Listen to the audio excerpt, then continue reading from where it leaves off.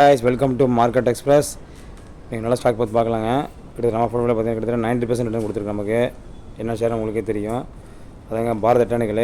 கிட்டத்தட்ட டிஃபென்ஸ் செக்டாரில் நமக்கு எலக்ட்ரானிக் சம்மந்தப்பட்ட எல்லா மேனுஃபேக்சரிங் ப்ராடக்ட் பண்ணி கொடுக்குறது இவங்க தாங்க. இது வந்து பார்த்திங்கன்னா நம்ம இந்தியன் கவர்மெண்டோட ஸ்டாக்ஸ் உங்களுக்கு இது. என்ன தான் சொல்லுங்கள் நீங்கள் கிட்டத்தட்ட பார்த்திங்கன்னா 52 ஹை தாண்டி போயிட்டு இருந்தாலும் வேல்யூஷன் பார்த்திங்க அப்படின்னா இன்னும் ஜாஸ்தியாகிட்டு தான் போயிட்டுருக்கு உங்களுக்கு இது.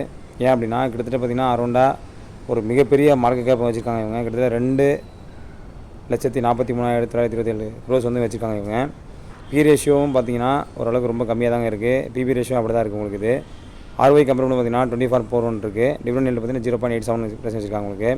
நீங்கள் போன இயர் ரெவன்யூ கம்பேர் பண்ண பார்த்திங்க அப்படின்னா ஒரு சூப்பரான அருமையான ஒரு ரிசல்ட் நமக்கு கொடுத்துருக்குங்க இது. ப்ராஃபிட் எடுத்திங்க அப்படின்னா நல்ல ரிசல்ட் இருக்குது உங்களுக்கு இதில். நீங்கள் குவார்ட்டர் ரிசல்ட் எடுத்த விட நீங்கள் பார்த்தீங்கன்னா இயர்லி ரிசல்ட் எடுத்து பாருங்கள். நீங்கள் அதோட பெனிஃபிட் உங்களுக்கு புரியும். நெட் எடுத்திங்க அப்படின்னா இயர் ஆன் இயர் பார்த்தீங்கன்னா கிட்டத்தட்ட அப்ராக்சிமேட்டாக பார்த்தீங்கன்னா ஒரு 1000 crore உங்களுக்கு வந்து வேல்யூ ஏறிட்டே இருக்குது உங்களுக்கு இது.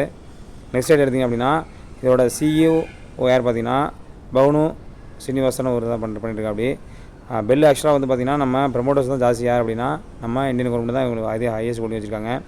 ஆனால் இவங்க ஹோல்டிங் மட்டும் பார்த்திங்க அப்படின்னா கிட்டத்தட்ட போன மார்ச்சுக்கும் இந்த மார்ச்சுக்கும் சேம் பேட்டர்ன் தாங்க உங்களுக்கு. ப்ரமோட்டர்ஸ் வந்து ஹோல்டிங் வந்து மாற்றவே இல்லை அவங்க. ஆனால் மியூச்சுவல் ஃபண்ட்ஸு ஃபாரின் இன்வெஸ்டர்ஸ் சரி உங்களுக்கு ரீட்டில் சரி மிகப்பெரிய லெவலில் இன்க்ரீஸ் ஆகிருக்க தவிர டிக்ரீஸ் ஆகவே இல்லை. நம்ம இது ஒரு மெயின் கீ ஃபேக்டர் நம்ம பார்க்கணும் இதில்.